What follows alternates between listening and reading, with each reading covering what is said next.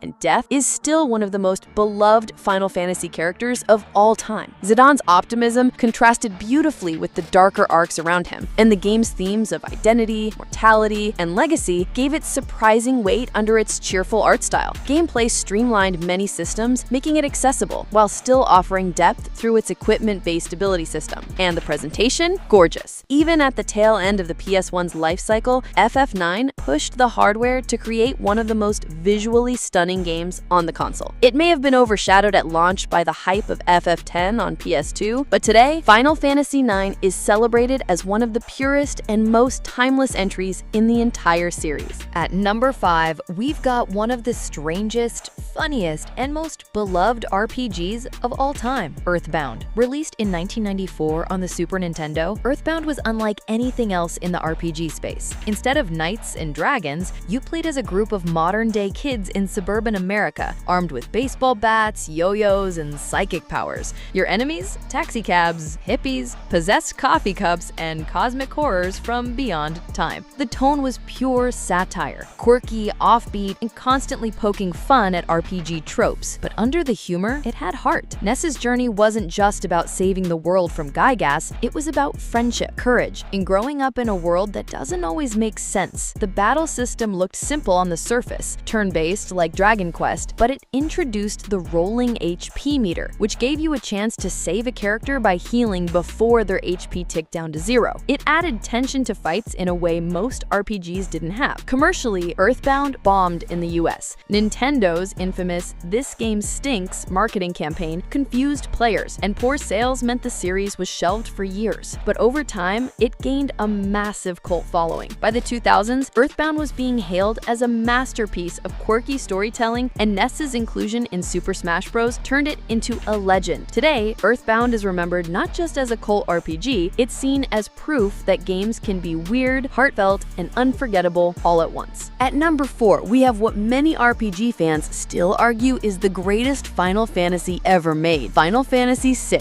Released in 1994 on the Super Nintendo, FF6 shattered expectations of what an RPG could be. Instead of one central protagonist, it gave you a massive ensemble cast of over a dozen playable characters, each with their own story, their own struggles, and their own reasons for fighting. Terra, a girl born with mysterious powers. Locke, a treasure hunter with a haunted past. Celeste, a former general questioning her loyalty. The game wove all these threads into a sprawling narrative of rebellion against tyranny. And then there was Kefka. Unlike most villains of the era, Kefka wasn't just a generic bad guy. He was a nihilistic clown who went from court jester to full-on god of destruction. His betrayal and eventual apocalyptic victory, where he literally destroys the world halfway through the game, was one of the most shocking twists in RPG history. Gameplay introduced the Esper system, letting characters learn magic by bonding with summonable beings. It gave flexibility in building your party, but the real real magic was in the story and presentation. The opera scene, with its unforgettable music and cinematic flair, proved that video games could deliver true emotional drama. Even decades later, Final Fantasy VI stands tall as one of the most influential RPGs ever created, and a game that continues to inspire the genre. At number 3, we've got what might be the most universally beloved RPG ever made, Chrono Trigger. Released in 1995 on the SNES, Chrono Trigger was a dream team project from Square's legends, Hironobu Sakaguchi, Final Fantasy, Yuji Horii, Dragon Quest, and Akira Toriyama, Dragon Ball. The result? Pure magic. The story follows Chrono and his friends as they travel through time to stop an apocalyptic creature known as Lavos. But what made Chrono Trigger special wasn't just the plot, it was the way it told it. Choices mattered, and the game featured over a dozen different endings, making replaying it just as fun as the first time. Combat was fast-paced and seamless. Enemies appeared directly on the map, no random encounters, and the tech system let characters team up for flashy combo attacks. Watching Chrono and Frog combine sword stacks into a dual tech was pure serotonin. And then there's the music. Yasunori Mitsuda's soundtrack is still one of the greatest in gaming history, with tracks like Frog's theme and Corridors of Time instantly transporting fans back to the 90s. Chrono Trigger wasn't just revolutionary, it was approachable, emotional, and endlessly replayable. It's one of the few games that people still describe as perfect. And even today, when RPG fans debate the greatest of all time, Chrono Trigger is always in the conversation. At number 2 is the RPG that changed everything, Final Fantasy VII. Released in 1997, this wasn't just a game, it was a cultural event. Final Fantasy VII brought JRPGs into the mainstream thanks to its cinematic cutscenes, massive 3D world, and a marketing blitz that made Cloud Strife and his oversized Buster Sword household names. The story followed Cloud and Avalanche in their fight against the mega corporation Shinra, but it quickly evolved into something bigger, a battle against Sephiroth, one of the most iconic villains in video game history. His descent into madness, his personal ties to Cloud, and of course, that one heartbreaking scene with Aerith became moments gamers still talk about decades later. Gameplay expanded the Final Fantasy formula with the Materia system, giving players near-endless customization options for magic, summons, and abilities. Combined with a sprawling world full of secrets, Knights of the Round, chocobo breeding, hidden weapons, it offered depth that could keep players busy for hundreds of hours. And the impact? Colossal. FF7 sold over 10 million copies, defined the PlayStation era, and turned JRPGs from niche titles into global blockbusters. Without it, the genre's golden age might have stayed in Japan.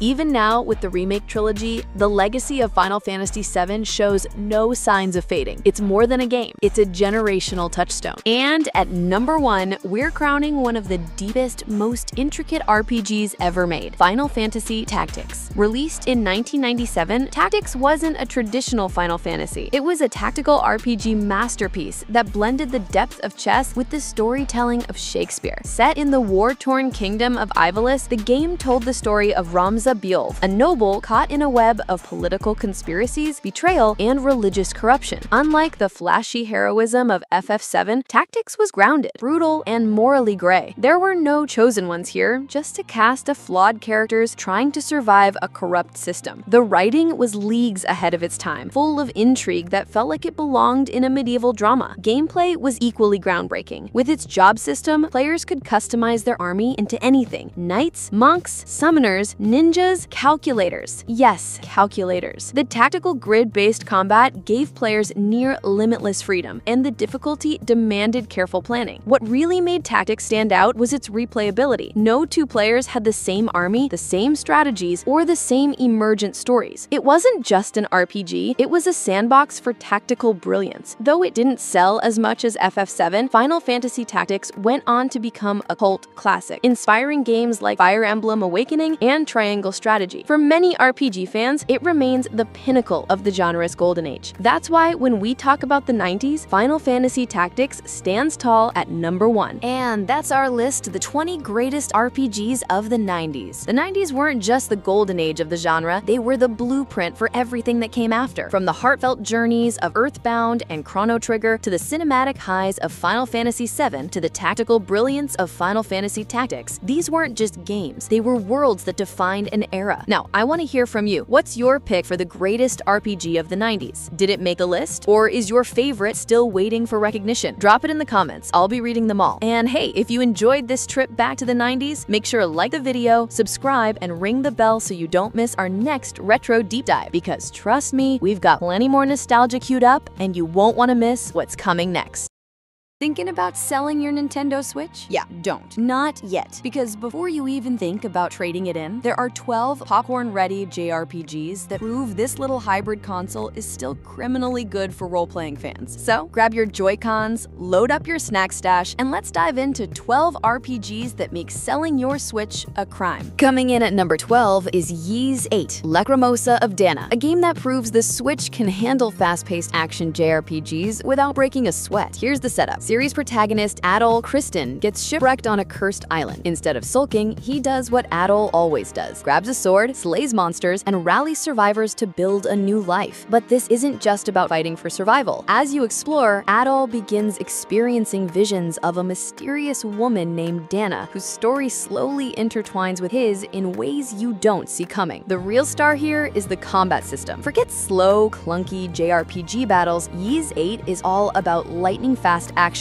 You can swap characters on the fly, chain combos, and exploit enemy weaknesses in real time. It's tight, satisfying, and honestly addictive. Pair that with a killer soundtrack, Falcom's music team never misses, and you've got an RPG that keeps your blood pumping while still delivering emotional gut punches. And here's the thing, Ys has always been a bit of a hidden gem series, but Ys 8 is the entry that finally broke into the mainstream, and on Switch, it's the perfect way to experience it. If you want an action JRPG that balances heart and hype, this one's criminally underrated. At number 11, we've got a game that defines the word classic, Dragon Quest XI-S. This is the gold standard for turn-based JRPGs, the blueprint so many others follow. If you grew up with Dragon Quest, you already know what to expect. A silent hero destined to save the world, a lovable band of companions, and an epic quest against overwhelming evil. But the execution here, pure perfection. The Switch version, known as the Definitive Edition, isn't just a port. It's stacked with extras, new side stories, full voice acting, a fully orchestrated soundtrack, and even the ability to switch between HD 3D graphics and a retro 16-bit mode that feels like a love letter to the SNES era. It's basically 2 Dragon Quests in one. The characters are unforgettable. From Eric, your loyal thief with a heart of gold, to Sylvando, the flamboyant performer who somehow steals every single scene he's in. This cast is peak JRPG writing, and the game itself, it's cozy, comforting, but still massive in scope. Clocking in at 100+ hours, Dragon Quest XI is a reminder of why this franchise has been the backbone of the genre for decades. On Switch, it's portable, polished, and perfect. If you call yourself a JRPG fan and you haven't played this yet, that's the real crime. Sliding in at number 10 is a true cult classic that finally got the love it deserves. Baten Kaitos I and II HD Remaster. If you never owned a GameCube back in the day, chances are this gem passed you by. But trust me, this is one of those JRPGs that sticks with you for life. The hook? Instead of traditional turn-based commands, Baten Kaitos uses a card-based battle system where every attack, spell, and even healing item is tied to collectible cards called Magnus. At first it sounds weird, but it quickly becomes one of the most strategic and satisfying systems out there. Every battle feels like building a mini deck on the fly, chaining combos together and pulling off flashy finishers that look way cooler than they have any right to. But it's not just the combat. The world building here is on another level. Floating continents in the sky, ancient gods, and story twists that blindside you harder than a Persona boss ambush. And don't even get me started on the voice acting in the original release. So bad, it was good. Luckily, the HD remaster lets you toggle voices off if you want to dodge the cheese, but honestly, some fans keep them on just for the nostalgia. This remaster bundles both Baten Kaitos Eternal Wings and the Lost Ocean and its prequel, Baten Kaitos Origins, adds quality of life updates like fast-forwarding battles, and gives the visuals a much-needed glow-up. If you're tired of samey JRPG battle systems, Baten Kaitos is proof that taking risks can can pay off. And playing it on Switch, it finally feels like this series is getting the recognition it always deserved. At number 9, we're going back to where JRPG nostalgia hits hardest. Collection of Mana, featuring Final Fantasy Adventure, Secret of Mana, and Trials of Mana. This isn't just a retro bundle, it's JRPG history in your hands. Secret of Mana especially is legendary. It broke the mold back in the SNES era by offering real-time action combat instead of turn-based menus. You could swing swords, cast spells, and team up with friends in local co-op, something that made it one of the most magical multiplayer RPGs ever made. The atmosphere is pure fantasy comfort food. Colorful pixel worlds, one of the most iconic soundtracks of the 16-bit era, and a story that balances whimsy with surprisingly heavy themes. It's the kind of game where you'll be chilling in a cozy forest one minute and fighting ancient gods the next. Then there's Trials of Mana, a game that didn't even make it outside Japan until decades later. It's the unsung hero of the series, with branching story paths depending on which heroes you pick and multiple endings that keep you coming back for more. On Switch, you finally get to play the original in English. No sketchy fan translations required. What makes this collection criminally good is how it captures the essence of JRPG evolution. You can literally see the genre experimenting, growing, and finding its voice. It's not just a trip down memory lane. It's like holding the DNA of modern JRPGs in your hands. If you're a JRPG fan, skipping this would be like skipping the prologue of your favorite anime. You can do it, but why would you ever want to? At number 8, we've got a game that feels like it jumped straight out of a Saturday morning dream. Super Mario RPG, lovingly remade for the Switch in 2023. Back in 1996, this game was a wild experiment. Square and Nintendo teaming up to throw Mario into a full-blown JRPG, and somehow it worked perfectly. The remake keeps all the charm intact, but polishes it up with gorgeous visuals, new cinematic flourishes, and extra tweaks that make combat even smoother. The story is classic JRPG whimsy. Mario teams up with unlikely allies like Geno, the wooden doll possessed by a celestial spirit, and Bowser himself to take down a villain who isn't even from the Mushroom Kingdom. The combat is turn-based but with a twist. Timed button presses that lets you boost attacks or block incoming hits. It keeps battles interactive and fun, especially for newcomers who might find traditional menus a bit too slow. But what really makes this game timeless is the tone. It's funny, quirky, and surprisingly heartfelt. You'll laugh at the slapstick humor one moment and then feel genuine emotion in the next. And on Switch, it's the definitive way to experience this cult classic, with reorchestrated music that will absolutely wreck your nostalgia. Super Mario RPG isn't just a relic of the past, it's proof that JRPGs can be lighthearted, accessible, and still unforgettable. And now that it's finally back, you've got no excuse to skip it. At number 6, we're stepping into modern indie magic with Sea of Stars, a love letter to retro RPGs that somehow stands shoulder to shoulder with the classics it's inspired by. Made by the creators of The Messenger, this game looks like a SNES RPG that got a 2025 glow up. The pixel art, gorgeous. The soundtrack, legendary, featuring guest tracks from Yasunori Mitsuda, the composer of Chrono Trigger and Xenogears. The story follows two children of the solstice who harness the power of the sun and moon to fight back against cosmic horrors. On paper, it sounds like typical JRPG fare, but the execution is where it shines. The writing balances lighthearted adventure with real emotional weight, and every party member feels like they belong. Combat is turn-based, but adds interactive mechanics. Timing your button presses boosts attacks, reduces damage, and even powers up combo moves. It's a small change, but it keeps every battle engaging, especially during longer dungeon crawls. What makes Sea of Stars special is how it captures the feeling of classic JRPGs without drowning in outdated mechanics. There's no random encounter fatigue, exploration is fluid, and puzzles break up the grind beautifully. For many players, this was the game that finally scratched that Chrono Trigger itch, and on Switch, it feels right at home. It's proof that you don't need a big studio budget to make a JRPG masterpiece. You just need heart, style, and a lot of passion. Sea of Stars is indie JRPG perfection, and if you sell your Switch before playing it, that's straight up a crime against gaming. Quick pause before we dive into the top half of the list. If you're enjoying this countdown, make sure to hit that like button and subscribe. We've got more JRPG deep dives, hidden gems, and upcoming releases coming your way. And trust me, you don't want to miss what's next. Alright, now let's keep the hype rolling with number 6. At number 6, we've got Ni no Kuni Wrath of the White Witch,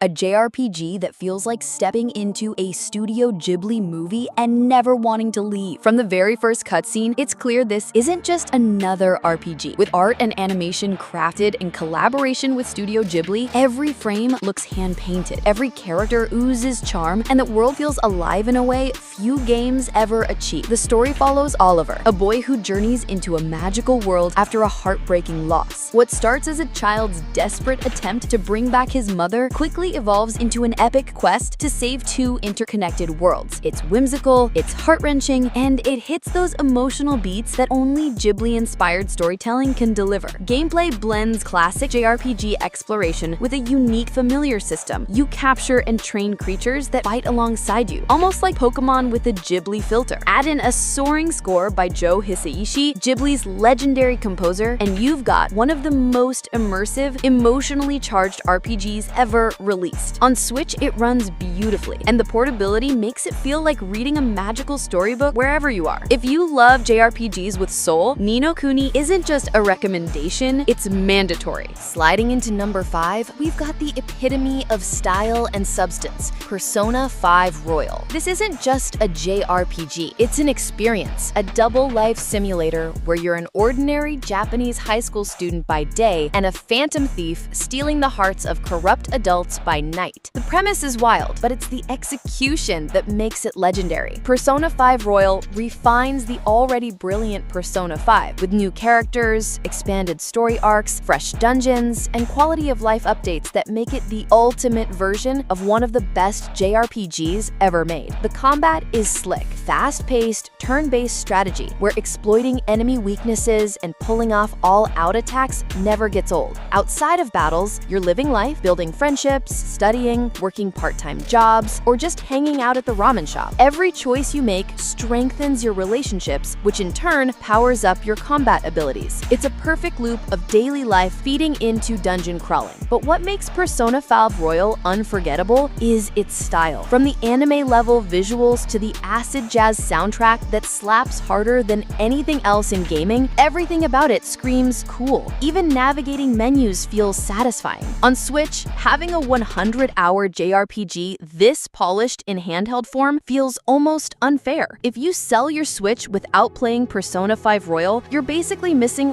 one of the defining JRPGs of the generation. At number 4, we've got a game that single-handedly birthed a whole new aesthetic, Octopath Traveler. When Square Enix dropped this in 2018, it wasn't just another JRPG, it was a revolution. The HD 2D art style turned heads instantly. Lush pixel characters layered over diorama-like environments with dynamic lighting and depth. It's nostalgic and modern at the same time, and it's become the studio's new signature look. But visuals are only half the magic. Octopath gives you 8 protagonists, each with their own story arcs, motivations, and starting town. You can tackle them in any order, weaving your own journey through the game's world. It's non-linear, refreshing, and makes you feel like you're shaping the narrative yourself. The combat system is deceptively deep, turn-based, but built around exploiting enemy weaknesses, breaking their defenses, and then unleashing boosted attacks for massive payoffs. It's a constant rhythm of strategy and satisfaction. The soundtrack deserves its own shrine. Yasunori Nishiki's score is pure fire, from pounding battle themes to emotional piano pieces that hit right in the chest. Octopath Traveler proved that JRPGs could innovate while staying true to their roots. And on Switch, it feels like a perfect fit, whether you're grinding on the go or diving into epic boss fights on the big screen. Cracking the top 3, we enter the world of Xenoblade Chronicles 3, the epic that brought Monolith Soft's sprawling saga to an emotional crescendo. This game doesn't just tell a story, it builds an entire living world that feels massive, overwhelming, and breathtaking all at once. You play as Noah and Mio, soldiers from opposing nations locked in endless war, who discover a truth bigger than either side. What follows is a journey that's equal parts intimate character drama and cosmic sci-fi opera. The combat system is a fusion of real-time strategy and MMO-style party control. You'll manage up to 7 characters at once, switching classes, chaining combos, and pulling off wild fusion attacks called Ouroboros transformations, where pairs of characters literally merge into powerful mechs. It's complex, but once it clicks, it's addictive. What makes Xenoblade 3 stand out, though, is its emotional depth. The themes of mortality, war, and finding meaning in a broken world hit harder than you'd expect from an anime-styled RPG. Characters aren't just archetypes. They grow, struggle, and bond in ways that make the journey unforgettable. And the soundtrack, pure Monolith Soft magic. Epic orchestral tracks mixed with electric guitar riffs and haunting flute melodies that stay with you long after you've put the controller down. With critical acclaim, strong sales, and a fanbase that treats it like a modern classic, Xenoblade Chronicles 3 is not just a must-play, it's a JRPG event. On Switch, it's proof that the console can handle epic, sprawling adventures that rival anything on more powerful hardware. At number 2, we've got a game that redefined what JRPG storytelling could be. Xenoblade Chronicles Definitive Edition. The original launched on the Wii back in 2010, but this Switch remaster isn't just a fresh coat of paint. It's a total transformation. Upgraded visuals, streamlined UI, a fully re-recorded soundtrack, and even an all-new epilogue chapter called Future Connected. The story is iconic. Shulk, an unlikely hero armed with the mysterious blade known as the Monado, takes on an army of mechanical titans. What starts as a simple revenge tale evolves into one of the most ambitious, emotional sci-fi epics in the genre. It's not just about saving the world, it's about fate, identity, and what it means to fight for a future worth living. The environments are jaw-dropping. You're literally exploring the bodies of dead gods, the Bionis and the Mechonis, climbing their limbs, running across their shoulders, fighting enemies in jaw-dropping landscapes. It's one of the most creative settings in any RPG ever. The combat is a perfect blend of real-time action and tactical positioning. You're managing cooldowns, chaining arts, and setting up devastating combos with your party. It feels like controlling an MMO raid team, but streamlined for single player. This game earned universal acclaim for a reason, and the Switch version is hands down the definitive way to play it. If you want to understand why the Xenoblade series is held in such high regard, this is where you start. And finally, at number 1, we have the crown jewel, the long-awaited Xenoblade Chronicles X Definitive Edition. Originally a Wii U exclusive that almost nobody played, this remaster finally brings one of Monolith Soft's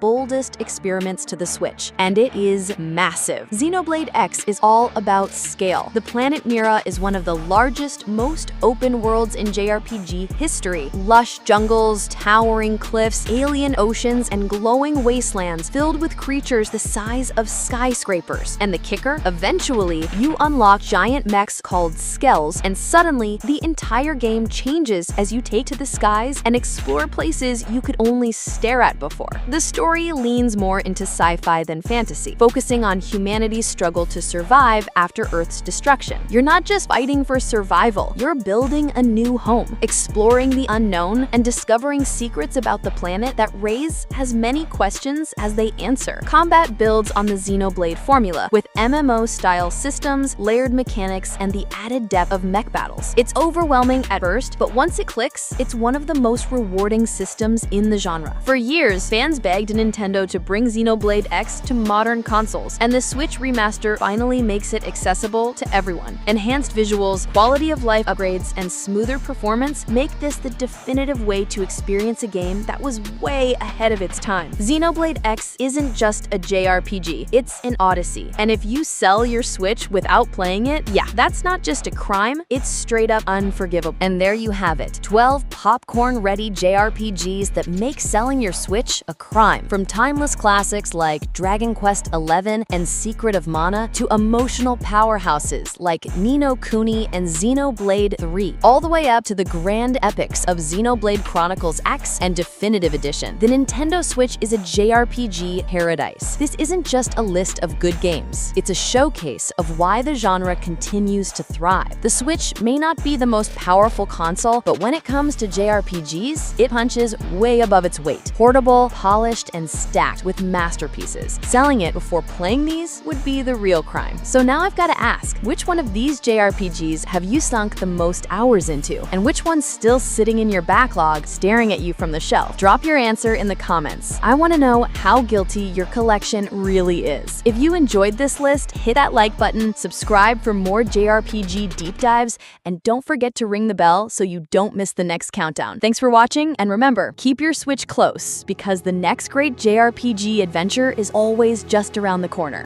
Turn-based RPGs are back, and honestly, they never left. Whether you grew up grinding in classic JRPGs or you're just tired of open-world bloat and want actual strategy, the PS4 and PS5 have quietly built one of the best libraries out there. From iconic franchises to indie underdogs, this list has it all. No filler, no mobile ports, no nostalgia bait. Just 15 must-play turn-based RPGs that actually hold up. Some you know, and a few you probably don't. Let's get into it. Chained Echoes. Imagine if a single developer locked themselves in a room, studied every 16-bit classic, and then smashed all that nostalgia together with modern design muscle. That's Chained Echoes. You drop into Volandis, a continent clawing its way out of a disastrous three-way war, and within minutes the game starts asking bigger questions than who swings the biggest sword, political backstabbing, sky armors that handle like pocket mechs, and a plot that pivots from heroic road trip to cosmic horror. Everything's dialed up, but never feels bloated. What really sells it is the overdrive meter. Each action nudges a little cursor across green, yellow, and red zones. Stay in the sweet spot, and your skills hit harder for less cost. Slip into the red, and enemies punish you for spamming the same moves. It turns even random trash mobs into mini puzzles, forcing you to mix healing, debuffs, and straight DPS in a rhythm that feels almost musical. No grinding either. Progress comes from boss kills and story beats, so every upgrade matters. The result? A brisk 30-plus hour ride that respects your time, but still delivers SNES-era heart. It's not perfect. Some difficulty spikes will make you wish you could overlevel, but for anyone craving a fresh spin on the golden age JRPG, Chained Echoes is the perfect way to kick off this countdown. Unicorn Overlord. Vanillaware looked at the tactical RPG label and basically said, why not make the chessboard an entire country? Unicorn Overlord swaps out the cramped square grids of Fire Emblem-style battles for sweeping real-time marches across Fevrith, then pauses the clock the moment steel meets steel so your pre-programmed tactics can flex. Here's the hook. Before each clash, you script if-then behaviors for every unit. If HP is less than 50%, then heal. If enemy is airborne, switch to archer, and so on. Once the skirmish starts, you're less field general and more mad scientist, watching layered conditionals snap into place like dominoes. When you've nailed a perfect counter combo and your ragtag spearmen wipe out an elite cavalry charge without you lifting a finger, chef's kiss. Add in 60-plus recruitable characters, each with their own class quirks and side quests, and that signature Vanillaware storybook art, paper doll sprites that somehow look hand-painted and alive, and you've got a tactics sandbox that rewards obsessives without drowning newcomers. Fair warning, the main plot is Prince reclaims throne, boilerplate, and the sheer volume of optional bond conversations can feel like speed reading a phone book. But if you're here for crunchy, build-your-own-army strategy wrapped in the prettiest 2.5D on PlayStation, Unicorn Overlord is the sleeper hit you didn't know your tactics brain needed. Marvel's Midnight Suns. Picture this. Blade punts a demon into an exploding barrel, Ghost Rider whips the next one straight through a portal, and Doctor Strange seals the deal with a screen-wide beam. All because the 3 cards you drew lined up perfectly. That's Marvel's Midnight Suns in a nutshell. The brains of XCOM grafted onto the bombast of the MCU. What makes it tick? First, there's zero whiff chance rage. If the card says it lands, it lands. That lets you focus on the real puzzle, squeezing every inch of damage out of the arena. Kick a Hydra Grunt into a power line to refund a card. Shove another into Captain America's shield ricochet for an instant KO. Every turn feels like you're speedrunning a physics sandbox. Between missions, you crash at the Abbey, part Gothic Mansion, part superhero dorm. Yeah, the gift a candle to Captain Marvel friendship grind is cheesy, but those affinity bonuses unlock duo ultimates that melt boss health bars in one animation. Worth it. Downsides? Play on Heroic 2 or higher. Normal difficulty sleepwalks. Embrace yourself for a ton of dialogue. Some of it heartfelt, some of it Saturday morning corny. Still, if you've ever wanted Iron Man, Magic, and Nico Minoru executing a triple synergy wipe like they rehearsed it for TikTok, Midnight Suns is that fantasy come to life. Metaphor ReFantasio. From the creators of Persona 5 comes something way more than just another JRPG. Metaphor ReFantasio is like stepping into a royal hallucination wrapped in velvet, then getting smacked by a boss fight straight out of your nightmares. Same stylish DNA as Persona? Absolutely. But this isn't a school sim. You're in a full-on fantasy kingdom, navigating politics, prophecy, and monsters that look like they crawled out of your subconscious. What makes it different? The turn-based combat is brutal but elegant. You still plan your team's every move, but now you've got weapon switching, stagger mechanics, and formations that actually matter. No press X to win here. You'll need real strategy to survive. Visually, it's insane. We're talking oil painting aesthetics, surreal creature design, menus so crisp they could cut glass, and music that sounds like your soul ascending. But here's what really sells it: you can actually shape